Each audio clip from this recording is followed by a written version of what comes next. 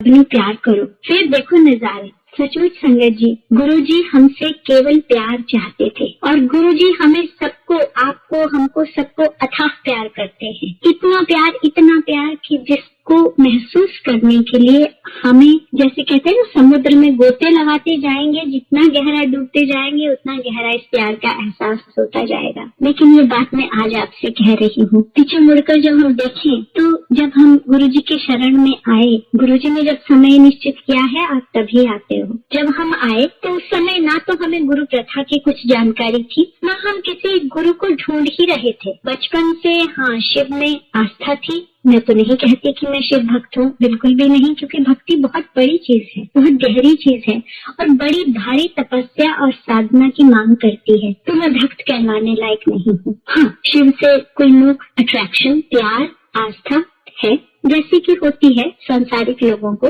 पर कुछ ऐसा हुआ, उस साल मेरे पति को हार्ट अटैक हुआ तो मेरे ऑफिस के कोई लोग थे, उन्होंने कहा ऐसे ऐसे हैं। तो मेरे मुंह से पहला शब्द तो यही निकला कि I don't believe in living gurus, कि जैसा आप जानते ही हैं जो भी कुछ है माहौल। तो पर फिर उन्होंने कुछ कहा कि नहीं, उनको ना अच्छे पढ़े लिखे लोग वहाँ आते हैं और वो शिव का अवतार मानते हैं। तो मेरी पता नहीं क्या हुआ कि उस सेंटेंस के बाद कि I don't believe in living gurus, 10 minute के बाद हम गाड़ी में थे और हम गुरुजी के शरण में, दिवाली का दिन था और हमें नहीं पता था वहाँ क्या माहौल होगा। पर जब वहाँ पहुंचे तो वहाँ तो बिल्कुल अलग सी दुनिया थी। थोड़े से लोग थे और खूब वहाँ पे चाय प्रसाद मिला, इतना सुंदर शब्द कीर्तन चल रहा था। संगत जी, मुझे तो शब्दों का भी आज भी महसूस था, मतलब ज्यादा नहीं पता और तब तो बिल्कुल भी आदत भी नहीं थी। पर ये भी बता दूं कि आज अगर वही शब्द लगते हैं जो गुरुजी के दरबार में लगते थे तो ऐसा इंस्टेंट कनेक्शन बनता है और कुछ होता है तो नहीं होता। इतनी गहराई से हम इन शब्दों से जुड़ गए हैं। तो पहुंचे वहाँ और गुरुजी ने जाकर पूछा, आ गए हार्ट पेशेंट, और फिर कुछ मेरे बारे में, मैं सरकारी नौकरी में थी। तो पता नहीं क्या हुआ, ऐसा एक चुंबकीय शक्ति वहाँ की, बड़ा अजीब, बड़ा आनंद का माहौल। चाय प्रसाद मिली, फिर उसके थोड़ी देर बाद गुरुजी अपने हाथ से हलवा प्रसाद बांटते थे, वो मिला। गुरुजी एक हाथ से देते थे, आपने सुना होगा, पुरुषों के भी दोनों हाथ भर जाते थे। और फिर खूब बढ़िया लंगर हुआ और 4 लोगों ने साथ बैठकर लंगर खाया। उसके बाद खूब आनंद हुआ उस दिन वहाँ। हम घर आ गए और रात 10-11 बज गए होंगे और ऐसा लगे कि अगले दिन फिर जाना है। तो समय तो कम ही है संगत जी, तो मुझे तो बहुत फास्ट ट्रैक करना पड़ेगा। और ऐसा कुछ अजीब सा, मतलब कभी कि नहीं, सब कुछ छूट छाट के वहाँ पहुँच जाना है। और फिर धीरे धीरे लगा, हम दिनों गुरुजी 7 दिन बैठते थे, तो बस शाम को किसी तरह से जल्दी से ऑफिस से निकलो, फटाफट आकर कपड़े बदलो, अपनी गाड़ी उठाओ पर्सनल और फटाफट आ जाओ मंदिर में। और थोड़े दिन बाद गुरुजी बोलते, करनी बैठ जानदा ना। तो उसके बाद धीरे धीरे देखने को मिला कि गुरुजी फिर अधिकतर लोगों को छुट्टी दे देते थे लंगर के बाद। और फिर गुरुजी, बड़ा मंदिर बन रहा था उन दिनों, और वहाँ ले जाते थे रात को लंगर के बाद हमें। और एक बात संगत जी की, गुरुजी को इतना ध्यान होता था इतनी छोटी छोटी चीज का, उनको लगता था मैं अपनी संगत को क्या खिला दूं, कैसे बिठा लूं। तो हमारे जाने से पहले आगे आगे एक किसी सेवादार की ड्यूटी लगती थी और वो पूरा रास्ता अंधेरा था। और ये जो छतरपुर की सड़क है पूरी अंधेरी, ये जो मार्केट वगैरह बनी है फतेहपुर बैरी में, एक दुकान होती थी, वहाँ जाकर वो दूध लेते थे और फिर बड़े मंदिर में जाके चाय बनती थी। गुरुजी को है कि अभी देखिए लंगर खिलाया, वहाँ पहुँचाएंगे तो पहले वहाँ संगत के लिए चाय का इंतजाम होना चाहिए। तो वहाँ के 1, 2, 3, 4 काफी देर होती थी, खूब आनंद आता था, पता नहीं चलता था। और अगले दिन हम सुबह ऑफिस पे जाते थे। तो ऐसे हमारी शामें बीतने लगी, हम सबसे कट गए, मतलब हमें कहीं की जरूरत ही नहीं रही। हमारे लिए होली, दिवाली, करवा चौथ, राखी, सब कुछ गुरुजी के चरणों में और हमारी दुनिया गुरुजी के चरणों में। अगले साल को फिर गुरुजी के माताजी नहीं रहे तो गुरुजी चले गए और 2-3 महीने नहीं आए, तो हमें लगा हमारी तो दुनिया बदल गई, ये हम कहाँ आ गया, हमारे साथ हो क्या गया, एकदम जिंदगी जैसे खालीपन सूनापन हो गया। फिर हम जलंधर भी गुरु जी से मिलने गए। एक बार मेरे हस्बैंड गए तो वो कहते कि हमने सोचा 3-4 दिन रहेंगे, तो गुरु जी ने कहा कि नहीं जाओ वापस। और अगली बार कपड़े लेके गए, कपड़ा नहीं लेके गए तो गुरु जी ने रख लिया 3-4 दिन। तो मतलब गुरु जी को आप प्रेडिक्ट नहीं कर सकते थे। जैसा अभी लोगों को लगता है ना, अभी हम लोग भी सब अपनी मर्जी से जाते हैं, अपनी मर्जी से आते हैं। उस वक्त भी हम कह सकते हैं कि हम अपनी मर्जी से जाते थे कि शाम को 7 बजे गुरु जी का दरबार लगता था। कई बार तो पहुंच जाते थे, छुट्टी वाले दिन तो शायद टाइम से पहुंच जाते थे, लेकिन वर्किंग डेज में लेट भी हो जाते थे। पर आने का हमारा कोई समय नहीं होता था। तो जब कोई पूछे तो हम बोलते थे हमें नहीं पता हम कब आएंगे। और पहली सर्दी तो संगत जी इतनी ठंड उस साल दिल्ली में पड़ी, और कभी हम 10-15 लोग भी होते थे शुरू में। तो ऐसा लगता है अब कि वो सच था कि ये सच है, वो सपना था या ये सपना है। और अब तो बहुत कुछ बदल गया। अब तो वो दिन पता नहीं। तो जैसा गुरुजी ने सिखाया हर चीज को स्वीकार करना है, और गुरुजी ने फ्लेक्सिबिलिटी सिखाई। गुरुजी ने संगत जी, आपने अगर पढ़ा और सुना है कि चमत्कार है, तो मैं ये कहती हूँ कि वो जो चमत्कार है ना, वो गुरु जी की, जिसे कहते हैं ना हेलो, जो आपने देखा होगा भगवान की फोटो के पीछे एक हेलो बना होता है, एक दिव्य आलोक बना होता है। तो ये चमत्कार, ये ठीक करना, ये सब, ये तो गुरु जी की उन रश्मियों की एक रश्मि है। गुरु जी के तो और इतने आयाम हैं, इतने डायमेंशन हैं, वो इतना अथाह, इतना गहरा सागर है कि आप जितने डूबते जाएंगे आपको उतने ही बढ़िया नायाब मोती मिलेंगे। और वो मोती आपके अपने भीतर है, वो मोती और कहीं नहीं है। गुरुजी अक्सर कहा करते थे, जब वो कोई कुछ कहे ना तो कहते, गुरुजी कहते थे असली चीज तो कोई मांगना ही नहीं। कोई कहना मेरी प्रमोशन हो जाए, कोई कहना है मेरे बेटे का ब्याह हो जाए, कोई ये कोई वो, और असली चीज तो कोई मांगता ही नहीं। तो संगत जी, गुरु जी के साथ जो जर्नी है ना, ये कितनी अनूठी जर्नी है कि शायद जो इस जर्नी पे है वो भी आपकी जर्नी नहीं समझ सकते, पर हाँ एक दूसरे से हम रिलेट करते हैं। लेकिन जो इस जर्नी में नहीं है, जो इस रास्ते में नहीं है, उनको लगता है कि बार कि हम कैसी बातें कर रहे हैं। पर आप मानेंगे कि आज भी जब बड़े मंदिर जाएं और ये जो फोटो सामने दिख रही है, ऐसा लगता है गुरु जी बाहर निकल के बाजू बाहर निकाल कर कुछ कह रहे हैं कि तू आ गई, अभी 4 दिन पहले की बात है। तो कई बार ऐसे हुआ है संगत जी कि आपको मंदिर में बैठे ध्यान आया, सत्संग होना है, ये बनना है, तो आप बोलते गुरु जी आप कह रहे हैं, मैं सोच रही हूँ। और फिर आपको उसका अगले दिन प्रमाण मिल जाता है कि वो तुम नहीं सोच रहे थे। मैं आपको छोटी सी, बहुत छोटी सी चीज, छोटी कहें वैसे छोटी कोई नहीं होती। गुरु जी कहते थे उत्थे कोई इंसिडेंस कोई नहीं होता, हाथ पीछे मेरी बड़ी शक्ति लगती है। एक बार मेरे मंदिर में बैठे ध्यान आया कि अभी सत्संग होना है 2 दिन बाद, और उसमें एक तो राजमा बनने हैं। और फिर मैंने कहा गुरु जी सब्जी क्या, मतलब ये बातचीत चल रही है, मैं सामने बैठी हूँ आसन के। और मैं घर गई तो फैमिली से कहा कि भाई सत्संग करेंगे, तो समझ को भी लगता था कि अचानक मैसेज आते हैं, but it's not long well plan. तो एनीवे हो गया। तो मैंने कहा भाई राजमा बनाएंगे और ये करेंगे। तो मैंने जो मंदिर में सवाल पूछा था कि गुरु जी आप कह रहे हैं मैं सोच रही हूँ। तो अगले दिन सुबह जिनको इन्वाइट किया था, मैं एक आंटी का फोन आया कि आंटी मैं कोई सेवा, मैंने नहीं कोई कुछ नहीं। तो कहते मेरा ना मन कर रहा है कि मैं राजमा बना के ले आऊं। अब इसको आप एक बार होगा तो आप कोइंसिडेंस कहेंगे ना, लेकिन जब होता ही रहेगा तो आप क्या कहेंगे। लेकिन संगत जी उसको लेकर भी मैंने सुना बड़ी भ्रांतियां फैल रही हैं कि जी मुझे ये मैसेज आ रहा है, वो मैसेज आ रहा है। तो मुझे तो नहीं लगता। पर ये ना गुरुजी बड़ा स्पेसिफिक होते थे, क्योंकि जो बात मुझे कही वो शायद मेरे हस्बैंड के लिए नहीं है, या जो मेरे बच्चों को कही तो उन्हीं के लिए है। तो हम ये करें कि इसको जनरलाइज ना करें चीजों को। ठीक वैसे ही जैसे आप मंदिर में बैठे हैं, आपका कनेक्शन है, जैसे समझ लीजिए कांटा चुभा है तो आपको चुभा ना, दर्द आपको हुआ। हाँ आपकी माँ को शायद उसकी तकलीफ होगी, लेकिन उस चुभन का स्पेसिफिक दर्द तो आपको समझ में आया। तो गुरु के साथ वो कनेक्शन आपका अपना है। खुशबू अगर आपके नाक में आई तो वो आपकी खुशबू है, तो गुरु की खुशबू वो आपकी है। उसके आपके और गुरु के बीच में कोई दूसरा आदमी नहीं हो सकता। किसी के मार्फत आपका, शायद हम सबके लिए प्रार्थना करते हैं सबका भला हो, लेकिन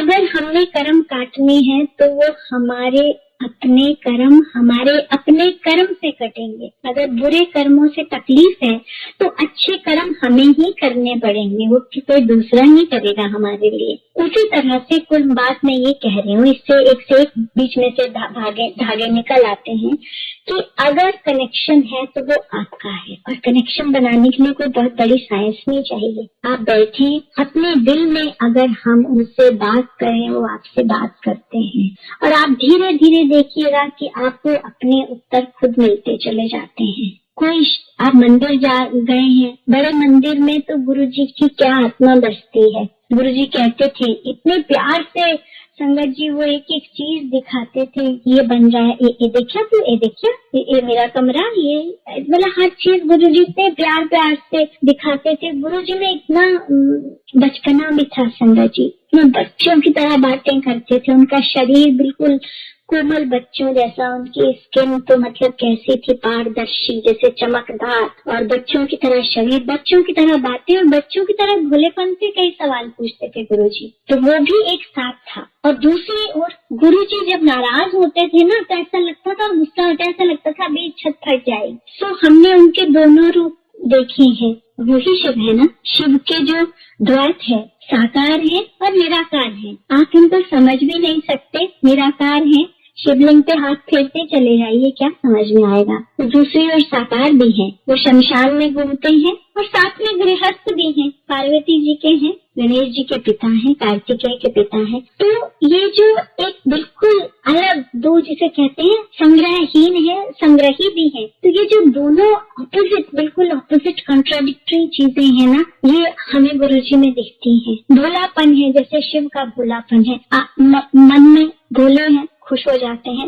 आपको आशीर्वाद दे देते हैं। रावण को दे दिया, लेकिन उसकी काट भी खुद ही बताएंगे। तो मैं ये कहना चाहती हूँ कि कोई दूसरा आदमी आपको ये एक्सप्लेन नहीं कर सकता। ये जब आप खुद उसकी यात्रा पर जाते हैं तो आपको खुद वो एक्सप्लेन होगा अपने आप से, अपने बाहरी अनुभव से भी नहीं, आपके अंदर की आत्मा से। जो महिलाएं हैं उनको ये कह सकती हूँ कि जो माँ का मातृत्व है, जब आप बच्चे को जन्म देती हैं, उसको पालती हैं, तो आप उसको समझती हैं, वरना आप समझ नहीं सकती। तो गुरु जी के साथ बिल्कुल वही रिश्ता है हमारे लिए। तो और लोग कहते हैं ना कि भगवान है, ये है, मैं तो उस डेफिनेशन में जाना ही नहीं चाहती। भगवान कौन है, क्या आप जानते हैं भगवान क्या है? मुझे तो नहीं पता भगवान क्या होता है, क्योंकि मैंने उनको देखा नहीं है। मैंने तो सिर्फ गुरुजी को देखा है, उनको छुआ है, उनको महसूस किया है, उनकी खुशबू सूंघी है, मतलब मैं तो उन्हीं को जानती हूँ। मैं शिव जी को बहुत प्यार करती हूँ, या करती थी या हूँ, पर मैंने शिव जी को कहाँ देखा? मैंने तो उस रूप में देखा है, शिवलिंग के रूप में, या जो मूर्तियाँ किसी ने बनाई उनके रूप में देखा। लेकिन गुरु जी को मैंने साक्षात देखा और उनकी वो दिव्यता महसूस की। और सच पूछिए संगत जी, मैं आज भी किसी से पुराने बहुत संगत उनसे बात कर रही थी, तो मैं ये कह रही थी कि जब गुरु जी चोले में थे ना, उस समय तो हम ये इंटरनल जो चर्निंग होती है ना, ये सब अंदर अंदर जो चलता है, इसकी तरफ देखने का, झांकने का शायद मौका ही नहीं मिला। ये कह सकते हो जरूरत नहीं पड़ी, क्योंकि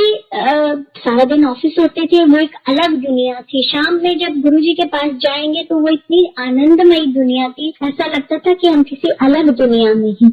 और उस वक्त गुरुजी हैं, सामने बैठे हैं, कभी बात कर रहे हैं, कभी ये है, और ऐसा सडनली वो बुलाएंगे और सडनली कुछ कहेंगे, तो उसी में आदमी कभी उसमें घूमता रहता था, अब ये कैसे करेंगे, ये क्या बोला गुरुजी ने, वगैरह वगैरह। तो उस समय शायद हमें जरूरत ही नहीं पड़ी ये सब सोचने। कुछ लोग ये कहते हैं कि गुरुजी ने सोचने नहीं दिया। गुरुजी ले जाते थे, इनविटेशन देखते थे शादियों के, वहाँ जाना होता था, गुरुजी बाहर लेके जाते थे। जब गुरुजी ने चोला छोड़ दिया, हम बोलते थे तनु पता नहीं तनु की मिले आए, जब हमें चले जावांगा ना फिर तनु समझ आएगी। तो हम सोचते थे कहाँ चले जाएंगे, और हमें लगा कि गुरुजी पंजाब चले गए थे जब माता जी नहीं रहे। तो वैसे ही पंजाब वाली संगत आती थी, बोलती थी हम तो गुरुजी को वापस ले जा रहे हैं, दिल्ली वालों ने रख लिया है। तो हमें यही लगता था, इतना थोड़ी सोचा था ऐसा हो जाएगा हमारे साथ। जब गुरुजी ने चोला छोड़ दिया, हम दिनों की तो बात छोड़ दीजिए, तो कैसे हमारा समय बीता, क्या हमें लगा। अभी भी बहुत बार लगता है जब इंसान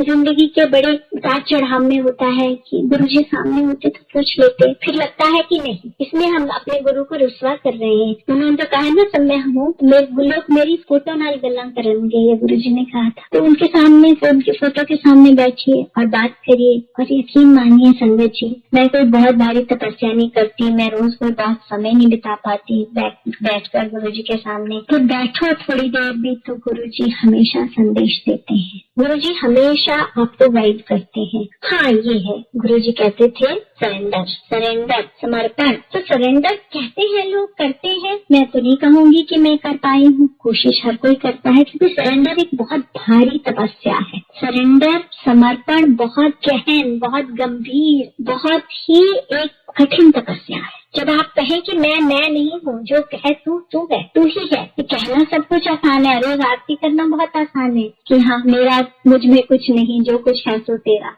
तो क्या हम सचमुच वो कर रहे हैं? क्या हम सचमुच वो कह रहे हैं? नहीं। क्या सचमुच हम अपने गुरु को प्यार कर पा रहे हैं? अगर हमें गुरु का आशीर्वाद चाहिए ना, तो हमें इस चीज को सचमुच बनाना होगा। और गुरु जी कहते थे ना, जो मैंने कहा, प्यार करो। तो संगत जी, अगर आप प्यार करें, प्यार की भावना जगाएं, आप गुरुजी, आप कहते ना, आप 1 कदम चलें, गुरुजी 10 कदम चलेंगे और प्यार करेंगे। और अगर हम ये कहते हैं, सत्संग करते हैं, संगत आई है, वो गुरु का रूप है, तो फिर संगत से भी प्यार करिए, फिर तो सबसे ही प्यार करिए ना। ऐसे ही हमारे मन के जो भेदभाव हैं, उनको हटाने के लिए गुरुजी कई कुछ करते थे। एक तो ये है कि 4 लंगर 4 लोग एक थाली में खाते हैं। बहुत मुश्किल होता है लोगों को, शुरू में बहुत मुश्किल होता है, लेकिन आप इसमें गहराई में जाएं तो गुरुजी बोलते थे, एक जगह है जिथे एक सेक्रेटरी अपने ड्राइवर के नाल खाना खाता है। तो आपके हमारे गुरुजी ने ना इतने सरल तरीके से समझाया, दिखाया कि जिंदगी को जीना कैसे है,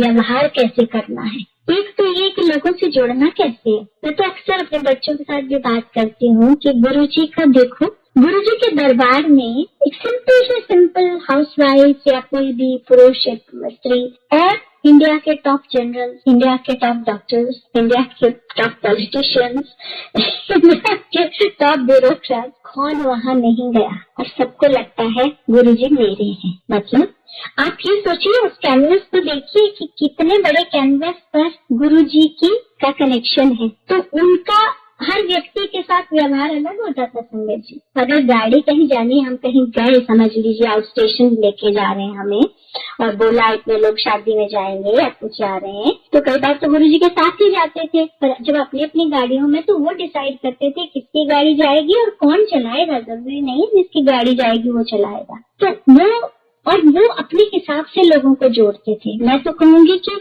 इतनी भारी साइकोलॉजी उसके पीछे है, इतनी भारी साइंस है। ये कोई मतलब ब्लाइंड फेथ नहीं है, वो बहुत भारी साइंस है, बहुत भारी इंजीनियरिंग है गुरुजी की। गुरुजी की जो मैनेजमेंट है ना संगत जी, वो आप बड़े बड़े मैनेजमेंट स्कूल में नहीं समझ सकते। उनकी मैनेजमेंट, उनका जो इंटरेक्शन है, उनका जो कम्युनिकेशन है, इवन सांसारिक कम्युनिकेशन, स्पिरिचुअल की बात छोड़िए, जो सांसारिक कम्युनिकेशन है वो भी बड़ी बड़ी कम्युनिकेशन एक्सपर्ट की समझ से बाहर है। कौन है जो ऐसे एक सेंटेंस में, दो सेंटेंस में, दो शब्दों में ऐसे कम्युनिकेट कर दे कि ये एक सिंपल 10 बड़े आदमी को और इतने बड़े साइंटिस्टों को, टॉप ब्यूरोक्रेट्स को, जनरल्स को, सबको अपने साथ जोड़ ले, उनको लगे ये मेरे हैं। सो वो साइकोलॉजी है। इसके पीछे भी बहुत बड़ी साइकोलॉजी थी कि शब्द कीर्तन चलते थे और कौन शब्द पहले चलना है और कौन 10वां सब शब्द चलना है, ये गुरुजी डिसाइड करते। जाहिर है गुरुजी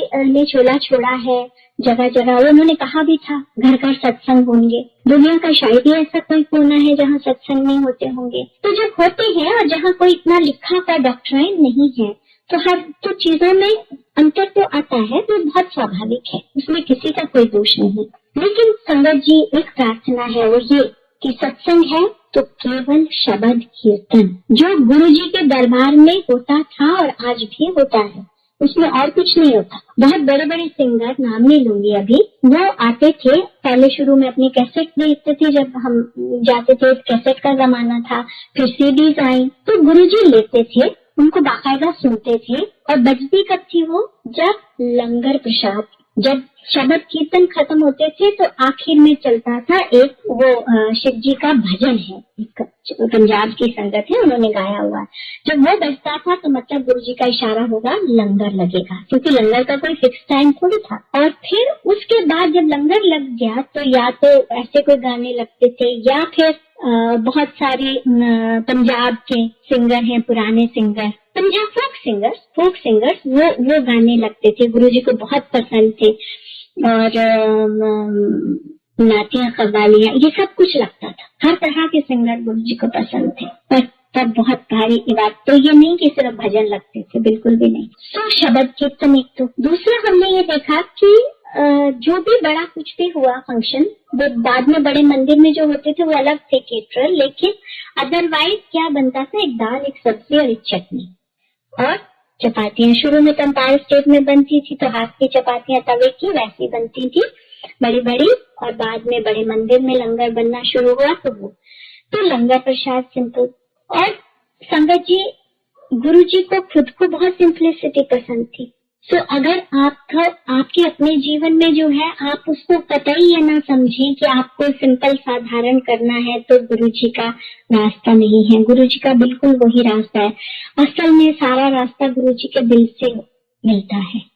बाहर क्या है उससे कोई खास फर्क नहीं पड़ता। शुरू में जब हम लोग गए, जैसे मैंने कहा 10-15 लोग भी होते थे, तो सबने शुरू में हमने छोटे छोटे फूल ले जाना शुरू किया, वो पीले मैरीगोल्ड थोड़े डाल दिए, फिर 4-6 इंच के हाथ डालने लग गए। जब ऐसा धीरे धीरे हुआ कि वो गुरुजी के घुटनों तक पहुंच गया वो ढेर, तो गुरुजी अनाउंस कर दिया कि बंद करो, कल से कोई फूल नहीं लाएगा। और बाद में हमने उनसे पूछा कि भाई क्या हो गया, क्या कि गुरुजी को ये चिंता है कि इन फूलों का डिस्पोजल कैसे होगा, कहाँ डालेंगे इनको, कहाँ फेंकेंगे। तो इस चीज में आप समझिए, इसको आप सिंपल कम्युनिकेशन में माने, आप इसकी गहराई में जाएं और गुरुजी की फिलॉसफी को समझें कि उनके एक्चुअली गहराई के उनके बेसिस क्या थे फिलॉसफी के। सिंप्लिसिटी, बहुत सिंप्लिसिटी, और वो समय के अनुसार और जगह के अनुसार अपना व्यवहार और अपनी बात को करते थे। मैं आपको 2 जगह का अपना सत्संग बताया, अनुभव बताती हूँ इस बात को एक्सप्लेन करने के लिए। ये एक बात तो शायद लेट 90s की है, जब गुरुजी हमें ले जा रहे थे, पंजाब में किसी की शादी थी तो जलंधर के पास। तो वो अच्छे उच्च अधिकारी थे दिल्ली में और केंद्रीय सरकार में। तो गुरुजी उनको पूछ रहे थे क्या इंतजाम किया, मेरी बहुत सारी संगत जो है वो ट्रेन से आएगी। तो उन्होंने कहा गुरुजी मैंने बड़ी अच्छी डीलक्स बसें लगा दी हैं। तो गुरुजी बोलते नहीं, मेरी संगत डीलक्स बसा विच नहीं जाती, तू कार ला। सो एनीवे जी जो कारें लगी और वो संगत गई, बहुत बढ़िया शादी और खूब बहुत भारी वहां पर बारात और सब कुछ लड़की की तरफ से गए थे। और वो एक अलग डाइवर्ट कर देती हूँ बेसिक थीम से जिस पे मैं बात कर रही हूँ कि वहां पे हुआ एक बहुत बड़ा कमरा मिठाई से भरा। थोड़ी देर बाद जब वो तो उनको लगा कि उनका मुंह उतरा हुआ कि गुरुजी ने कहा की होया, गुरुजी मिठाई मुक गई। इस तरह की हो सकता है, जब कहते तो जा देख, और वो मिठाई तो खत्म हो चुकी थी बिकॉज आई थिंक उनके एक्सपेक्टेड से ज्यादा गेस्ट थे या जो भी था। जब गुरुजी ने कहा जा देख, जब गए वापस तो वो कमरा मिठाई से भरा हुआ था। खैर वो एक बात। तो अभी तो बात सिंपलिसिटी और गुरुजी की जगह के अनुसार से व्यवहार बदलने की थी। तो वहाँ तो उन्होंने ये कहा कि नहीं बसांच नहीं जाने। कुछ सालों के बाद गुरुजी हमें नैनीताल ले गए। वो एक बहुत ही खूबसूरत सत्संग है जिसमें बहुत सारी चीजें गुरुजी के बारे में आप जान सकते हैं कि कैसे होता था। पर हुआ ये कि नैनीताल से थोड़ी दूर किसी संगत के रिजॉर्ट था, वहाँ पे ओपनिंग के लिए गुरुजी गए थे और हम 10-15-20 लोग थे शायद। काफी दिन रहे वहाँ, खूब मजा किया। और एक दिन नैनीताल गए तो वहाँ गुरुजी लेके गए, बोटिंग कराई। तो वो भी वही डिसाइड करते थे कौन सी बोट में कौन कौन बैठेगा। तो एनीवे तो जो होस्ट थे उनके एक फ्रेंड थे जो वहाँ पे ट्रांसपोर्टर थे। तो गुरुजी ने उन्होंने कहा कि गुरुजी वो चाहते हैं आप हमारे उनके यहाँ चाय के लिए आप पधारें। तो कहते चलो। तो अब गुरुजी वहाँ लेके गए हमें उनके ऑफिस में। तो अब आप सोचिए संगत जी कि वहाँ तो अब उनके ऑफिस में ऐसा तो नहीं कि कोई बड़ा सजा हुआ ड्राइंग रूम था, ऐसा कुछ नहीं। तो कुछ कुर्सियां होंगी, कुछ कुर्सी तो ठीक था। सीनियर ऑफिसर भी थे, गवर्नमेंट के अच्छे बिजनेसमैन भी थे, जैसे गुरुजी के साथ होते हैं लोग थे। तो अब वहाँ पर कोई कहीं भी बैठ गया, कोई कुर्सी पे शायद गुरुजी बैठ गए और कोई टेबल पे भी बैठ गया, कोई जमीन पे भी बैठ गया। अब ये मैं इसलिए कह रही हूँ कि ये दो सिचुएशन, ये दो मैं आपको उदाहरण दे रही हूँ कि एक जगह तो गुरुजी ने डिलक्स बसें भी मना कर दी और दूसरी जगह गुरुजी ने कोई कहीं भी बैठ जाए। मतलब क्या? फ्लेक्सिबिलिटी, लचीलापन, जीवन में लचीलापन और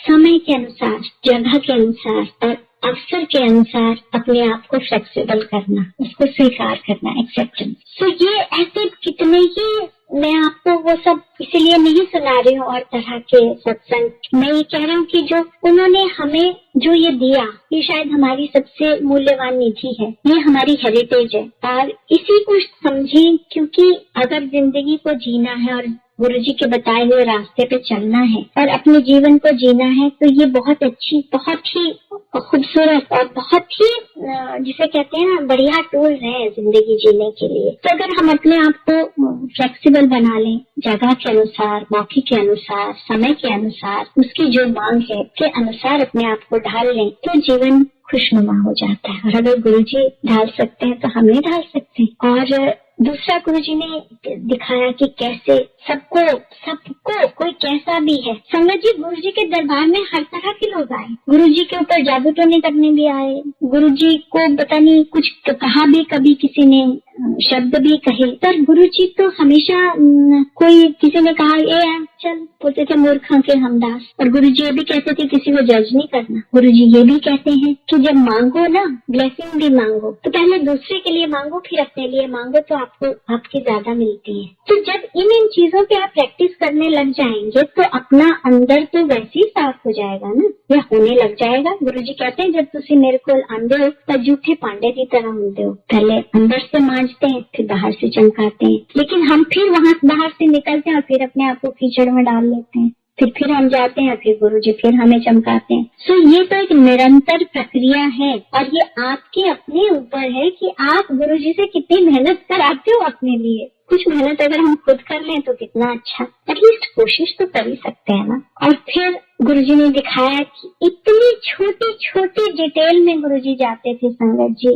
मंदिर में जो बड़ा फंक्शन होना है तो उन्होंने एक एक कोने में जाके सफाई देखनी है। गुरुजी को सफाई बहुत पसंद, बहुत ही पसंद थी। एक एक कोने में जाके सफाई देखेंगे, पहले भी और बाद में। और वहाँ गुरुजी बैठते थे, हम उनके सामने बैठकर लंगर कर रहे होते थे। शुरू में कहते अच्छा इनू होर दो, तो कोई बोले कि नहीं मैं तो और नहीं खा सकती, जैसे हम लोग रिजिड हो जाते हैं तो हम अपने साथ कुछ चीजें अटैच कर लेते हैं कि भाई मेरा तो ये स्टाइल है, या मैं इतना ही खा सकती हूँ, या मैं इतना ही कर सकती हूँ। तो वो गुरुजी सिखाते थे, जैसे एक कोई लेडी है उनको बोला कि खा ले, उनको बोला 2 रोटी और दिलवा दी, तो उन्होंने चुपके से एक अपने पर्स में रख ली और चली गई।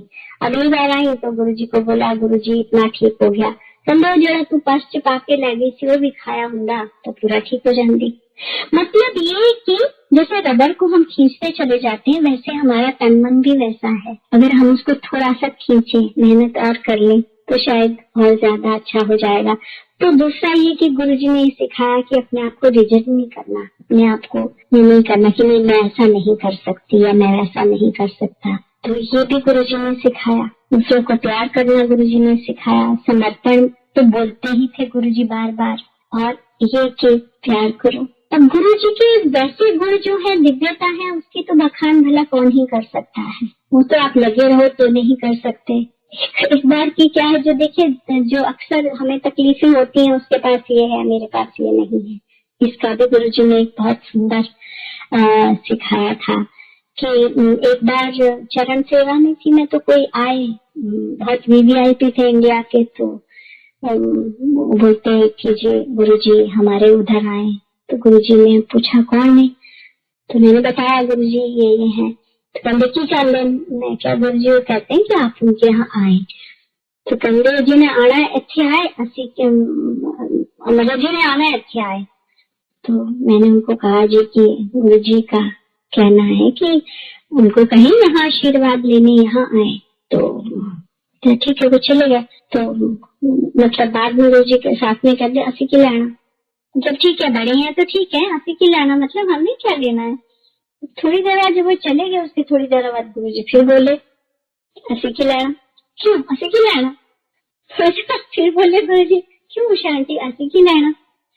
अब कुछ साल पहले जब मैं सोचने लगी ना संगत जी, अब है ना वो समय जब गुरु जी शरीर में नहीं है, हमारे पास वो नहीं है क्लाउड नाइन वाला ऑप्शन नहीं है कि 10 शाम को उठे फटाफट तैयार हुए गए वहां बैठे और बस आनंद में हो गए। तो अब ये है कि उन दिनों को याद करते हैं, और जब आप याद करते हैं तो फिर आप गुरु जी के हर कॉमा हर फुल स्टॉप को, हर गुरु जी की आंख उठाना और हर गुरु जी का छोटा सा इशारा उस पर ध्यान आता है, वो क्यों हुआ था, ऐसे क्यों हुआ था। तो ये इंटरप्रिटेशन शुरू हुई है। तो मुझे आया एक बार कि गुरु जी कहते तो गुरु जी ने 3-4 बार क्यों बोला, क्यों हंसी की लेना, फिर थोड़ी देर बाद क्यों शांति हंसी की लेना। तो मुझे लगा कि दुनिया के तो सारे जितने धंधे हैं, उलझने हैं, क्लेश हैं, वो इसी से है ना कि लोगों को लोगों से लेना होता है। तो सच पूछिए तो हमें क्या लेना। अगर किसी का बड़ा घर है बढ़िया है, बड़ी कुर्सी है बढ़िया है, बड़ा अच्छा परिवार है बढ़िया है, बच्चे बहुत सक्सेसफुल है बहुत अच्छा है, हंसी की लेना। हमें तो अपने से है ना, अपनी जर्नी को कैसे साफ करना है, अपने कर्मों को कैसे साफ करना है। और संगति ये है ना, जब हम ये समझते हैं कि जो भी हमारे साथ हो रहा है, देखिए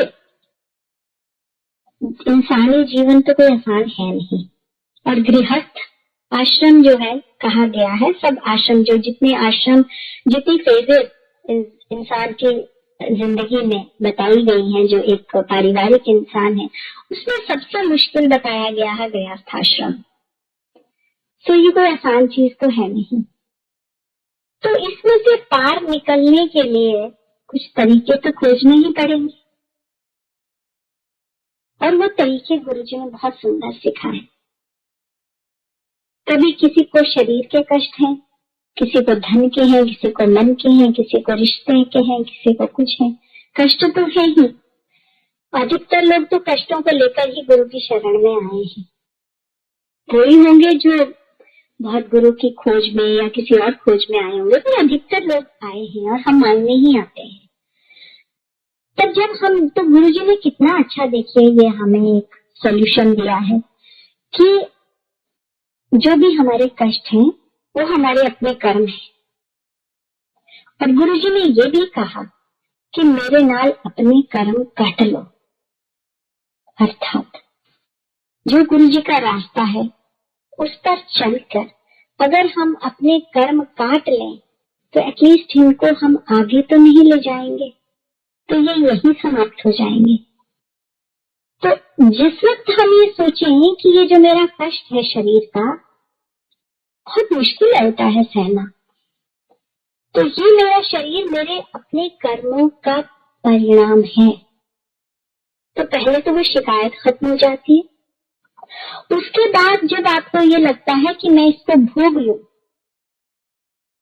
भोग लूं ताकि मेरे कर्म कट जाए, तो कर्म काटने के लिए आप अच्छा सोचते हो, आप दूसरों के प्रति अच्छा सोचते हो, आप ईर्ष्या द्वेष नहीं करते, आप सबके भले के लिए प्रार्थना करते हो, तो आपके कर्म कटते हैं।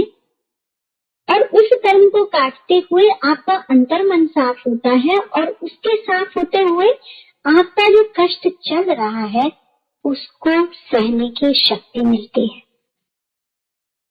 तो यही तो गुरु जी करते हैं ना, यही तो वो बोलते थे कि अपना अंतर्मन साफ करो, मेरे नाल अपने कर्म काट लो।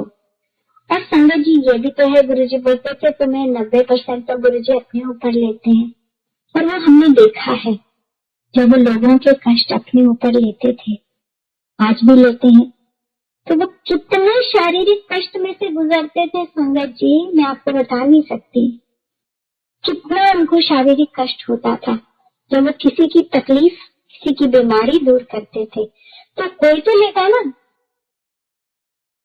अगर उस व्यक्ति का कर्मों का वो फल है और वो कर्मों का फल गुरु ने एक चुटकी में ठीक कर दिया, तो वो जो कर्मों का जो भी है हिसाब किताब वो कोई तो अपने ऊपर लेगा, तो वो गुरु ने अपने ऊपर लिया, तो गुरु ने वो कष्ट भोगा। तो गुरु ने जब किसी का कैंसर ठीक किया, कभी उनको उल्टियां हुई, कभी उनको कुछ हुआ, कभी मतलब बहुत तकलीफ उनको होती थी संगत जी, तो मतलब कर्म तो हमारे, कष्ट गुरु को। तो अगर हम अपने कर्म साफ कर लें और हम ये कहें कि ये मेरे कर्मों का फल है, चाहे मेरे तन के कष्ट हैं या मेरे रिश्तों के कष्ट हैं या मेरे मन के कष्ट हैं या धन के कष्ट हैं, ये मेरे अपने कष्ट हैं, मेरे अपने कर्म हैं, तो फिर वो शिकायत दूर हो जाती है कि मेरे साथ ऐसा क्यों हो रहा है। तो आपके साथ इसलिए हो रहा है कि आपने कुछ किया है। और कई बार जब हम उस खोज में लगते हैं तो हमें जिन चीजों का एहसास नहीं होता कि हमने किया था, हमें उनकी भी समझ आने लगती है कि ओहो, मैंने इस वजह से शायद मेरे साथ ही हो रहा। और जो हमारे गुरुजी हैं शिव शिव हैं, इसलिए भी शिव हैं कि वो त्रिकालदर्शी हैं। उनको देखिए, पीछे का तो हर कोई बता देता है, मतलब बहुतों ने बताया, आगे का नहीं बता सकते। भविष्य, भृगु कितने बड़े ऋषि हुए, विष्णु को लात मारी ना, तो उनको है कि आगे का नहीं बता पाएंगे। तो भविष्य बताना, भविष्य दृष्टा हमारे गुरुजी हैं। हमारे साथ कितने सत्संग है संगत जी, जो उन्होंने कोई शब्द बोला, जो कोई वाक्य बोला, उस वक्त समझ नहीं आया, हाँ जी गुरुजी मुझे तो ये था कि मुझे पंजाबी नहीं आती, अभी भी मैं जो कोट अनकोट गुरुजी की पंजाबी करती हूँ, बाकी मैं पंजाबी नहीं बोल पाती हूँ। और गुरुजी के साथ गुरुजी बहुत तेज तेज बोलते थे, जल्दी जल्दी मतलब, और बहुत ठेठ पंजाबी बोलते थे। तो बोलते थे तो जी गुरुजी, फिर गुरुजी मेरे को धीरे धीरे आस्ता दोबारा रिपीट करते थे, के बाद गुरुजी तीसरी बार रिपीट करते थे। और जब भी उनको कई बार लगता था तीसरी बार की इसकी समझ में नहीं आ रहा, तो गुरुजी चल छड़ रहे थे। तो मैं अदरवाइज मैं क्या एंजल एंजल एंजल ऐसे बोलते थे, गुरुजी से प्यार प्यार से समझाते थे संगत जी, इतना प्यार से कि आपको लगता है ना कि एक औरत अपने बच्चे के साथ नहीं समझा सकती, जैसे गुरुजी ने समझाया। जैसे गुरु और बिन बोले कि मैं तुम्हें समझा रहा हूँ, वो इतने ही बाल सुलभ ढंग से, इतने जिसे कहें इनडायरेक्ट ढंग से आपको चीजें समझा गए कि आपको जीवन कैसे जीना है। पर हमने तो अभी सीखना बाकी है, और गुरु जी की ही कृपा है कि सीख रहे हैं, कोशिश कर रहे हैं। और सबसे बड़ी चीज है कि एक बताऊं, विनम्रता। तो गुरु जी, एक विनम्र शब्द मैंने उनका एक बार सुना था, जो मुझे लगता है उससे विनम्रता ज्यादा तो आज तक मैंने किसी में ना देखी ना सुनी। एक बार रात की बात है, सर्दियों की 12 बजे उन्होंने बुलाया, तो बड़े प्यार से बोलते हैं, आंटी तेरे घर से बस स्टैंड कितनी दूर है? मुझे समझ नहीं आया सवाल। तो मैं वैसे, मुझे गुरु प्रथा का पता नहीं था, मुझे पता नहीं था कैसे बात बनाते बोलते हैं, तो मैं तो सीधी सीधी बात गुरुजी से किया करती थी। तो सचमुच में मैंने उस दिन बोला, गुरुजी मेरे को समझ नहीं आया क्या बोल रहे हैं, मुझे पता भी नहीं था कितने किलोमीटर है। तो मैंने कहा गुरुजी पास ही है। कहते अच्छा। तो आगे गुरु संगत जी उन्होंने इतनी विनम्र शब्द में बोला, आंटी तो इन्होंने बस स्टैंड छड़ देंगी। तो मैं तो वहां लिटिल लेडीज थी, तो समझ में आया, थोड़े से लोग थे कि वो चंडीगढ़ से आई हैं, जनवरी का शायद महीना था, कड़ाके की ठंड। तो मैं कहा जी गुरु जी, फिर वो इतनी विनम्रता से उन्होंने मुझे कहा कि मतलब मैं क्या आपको बताऊं कि इंसान को शर्म आ जाए, सुनते हुए शर्म आ जाए कि गुरुजी मुझे ऐसे क्यों बोल रहे हैं। तो मैं पीछे आई, मैंने अपने हस्बैंड से कहा कि ऐसे कहते, तुम जाके बोलो कि अभी तो छुट्टी हुई, पता नहीं जब भी छुट्टी होगी उसके बाद 1 घंटे बाद घर पहुंचेंगे, फिर इनको वहां छुड़वाएंगे, तो बहुत दूर है, तो इतनी ठंड है, तो फिर बोलो गुरुजी हम इनको घर पे रख लें। तो हम गए और मैंने कहा गुरुजी हम उनको अपने घर पे रख लें? हाँ हाँ गुरुजी बड़े खुश हुए, आओ आओ। तो हमारे साथ गई हमारे घर, तो बिस्तर में बैठ गए और वैसे बातें शुरू हो गई। तो ये जो पीला चोला संगत जी आप देखते हैं, जो पीला है जिसमें नीचे बॉर्डर है, बहुत बहुत स्वरूप है गुरु जी के उस चोले में। तो मुझे याद था जिस दिन वो पहना था गुरु जी ने, तो बहुत मतलब मजा आया था। और गुरु जी की खूबसूरती तो देखे नहीं बनती थी, ऐसा लगता था नजरें नहीं हटाओ। और नुसरत फतेह अली खान का है ना, तो गुरु जी को पसंद भी बहुत थे नुसरत फतेह अली खान, इतना भारी कलेक्शन। सो वो पहना था। तो जब वो रात को बात चली तो उनमें से एक लेडी बोली कि उस दिन गुरु जी ने वो पीला चोला तो दिल्ली चंडीगढ़ में पहना और ऐसे ऐसे हुआ, और वो हमारे आए, मेरे बेटे ने ये बोला। तो मैंने कहा गुरु जी ने तो पीला चोला जब पहना तो दिल्ली में थे कि नहीं चंडीगढ़ थे? मैंने कहा नहीं, दिल्ली थे। और इतना मुझे स्ट्रेंज लगा एक सेकंड के बाद कि मैं क्यों उनसे ऐसे बात कर रही हूँ, हम लोग क्यों आर्ग्यू कर रहे हैं। तो क्योंकि अचानक मुझे आया कि गुरुजी के पास जाने से पहले मैंने वो किताब पढ़ी थी, ऑटोबायोग्राफी ऑफ अ योगी, और उसमें था कि गुरुजी ये तो मतलब एक समय पर एक से ज्यादा जगह रह सकते हैं। तो उसके लिए वो एहसास हुआ। और मेरे सामने ही उन्होंने किसी को कहा था कि ऑटोबायोग्राफी ऑफ अ योगी पढ़नी चाहिए, तो मैंने तो पढ़ी नहीं थी। तो पर anyway, I didn't go back to it। तो उस दिन वो एहसास हुआ। anyway, जो उनके साथ हुई 3-4 बज गए सुबह के, शायद 4-5 बजे। तो फिर मैं थोड़ा सो गई और मैं तो ऑफिस चली गई, उनको छुड़वा दिया बस स्टैंड। और मैं शाम को फिर गुरु जी के पास गए। जैसे हम पैर की सीढ़ी से मैंने पाँव उतारा, गुरु जी जोर से कहते फिर तू 5 बजे तक मेरे गप्पा मारिया। संगत जी, ये सत्संग मैंने आपको एक छोटा सा सत्संग सुनाया ये बताने के लिए कि किस तरह से एक सत्संग में से, उस समय तो हम सत्संग नहीं बोलते थे, हाँ, तो कि इस घटना से या जो भी कह लें, उससे कितनी चीजें निकल कर आती हैं एक एक में से। देखिए आगे ही देखिए ऑटोबायोग्राफी ऑफ योगी की दूसरी, एक तो शुरू में पहले विनम्रता की आ गई, हो सकता है छोटा मोटा टेस्ट भी रहा हो, और फिर आखिर में जब हम पहुंचे तो ये आ गया कि जो आप घर में कर रहे हैं गुरु जी को वो सब पता है। तो ऐसे ऐसे करके धीरे धीरे धीरे धीरे गुरु जी का जो स्वरूप आपके ऊपर छाता है। पर ये सब है जिसे कहते हैं ना, ऊपर से सूर्य की किरणें तो सब पर गुजर रही है, सब पर पड़ रही है। कोई अपनी आंख बंद कर लेता है, कोई अंधेरे कोने में अंदर छुप जाता है, तो सूर्य की किरणों का क्या दोष? वैसे ही गुरु की महिमा तो सब पर है, पर क्या मेरा दामन पाक है? क्या मेरी झोली उतनी साफ है कि उसमें सब आ जाए? और क्या इतना बड़ा है? क्या मेरा दिल इतना बड़ा है कि उसमें सब आ जाए? तो सवाल तो खुद से करने होते हैं संगत जी। और जैसे मैंने कहा, ये यात्रा तो कठिन है, सबके लिए कठिन है।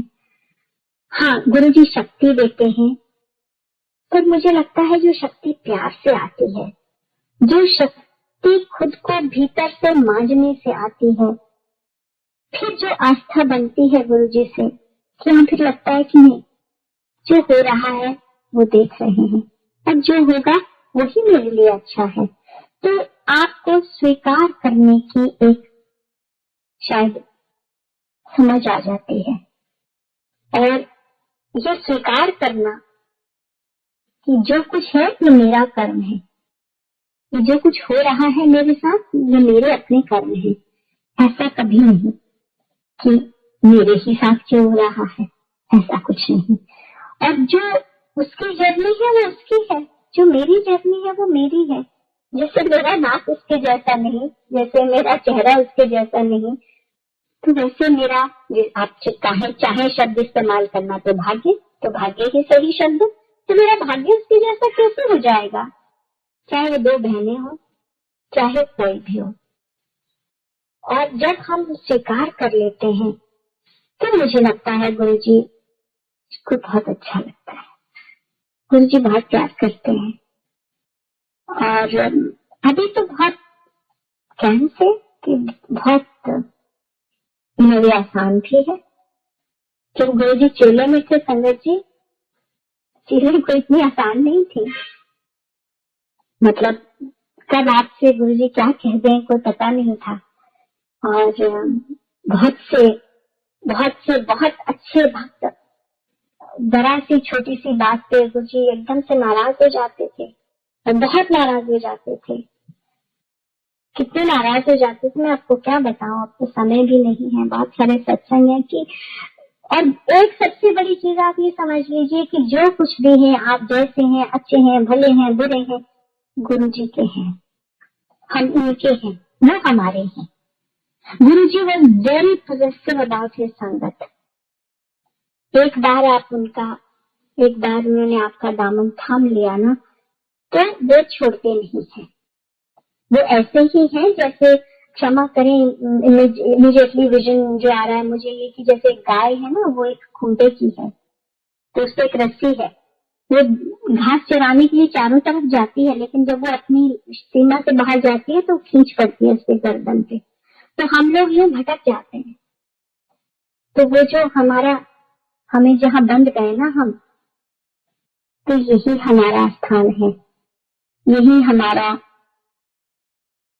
बहिष्ठ है, यही हमारा स्वर्ग है। और सचमुच संगत जी, जब कभी मंदिर में, बड़े मंदिर में जाके ध्यान लगता है तो लगता है यही स्वर्ग है, इससे अलावा स्वर्ग है कहीं नहीं। इतनी शांति, इतनी तसल्ली, इतना आनंद, जिसे कहते हैं ना परमानंद, जो हम पढ़ते थे, किताबों में पढ़ते हैं आज भी, वो परमानंद हमें गुरु जी के आगे। जब गुरु जी शरीर में थे तब भी कह सकती हूँ कि अब भी महसूस किया है। और हम सब बहुत भाग्यशाली हैं कि गुरु जी ने हमें अपनी शरण में रखा है। बस ये है कि हम ये मांगे कि सबको सद्बुद्धि मिले, सब एक दूसरे से प्यार करें, सब एक दूसरे का भला चाहें। हम किसी का कर सके तो भला अवश्य करें। गुरु जी कहते थे किसी का बुरा ना करो, हो सके तो भला करो, वो करें ताकि हमारे कर्म कटे। और हम बहुत भाग्यशाली हैं कि कर्म कटवाने वाले सामने हैं। और बड़ी कृपा है गुरु जी के इस मंच की, गुरु जी के मंदिर की, जहाँ हमारी भी रूह बसती है, जहाँ हमें भी लगता है कि बस ये हमारी जगह है, ये हमारा मायका है, यहाँ हमारे माँ बाप है, यहाँ हमारे सखा है, यहाँ हमारे एडवाइजर है, यहाँ हमारे फ्रेंड है, कुछ भी नाम दे दीजिए, वो सब कुछ है, वो सब कुछ है। तो बहुत बहुत कृपा गुरु जी की इस जन्म में आपने ये भी दिखाया। और आखिरी बात मैं अक्सर कहती हूँ कि मेरे 3 जन्म है इस शरीर में। एक गुरु जी के पास आने से पहले, एक गुरु जी जब चोले में थे तब, और एक अब जब गुरु जी चोले में तो नहीं है लेकिन निरंतर साथ हैं, निरंतर बाह पकड़े हुए हैं और हमेशा पकड़े रहे, सबकी पकड़े रहे, उनका हाथ सबके सिर पर रहे।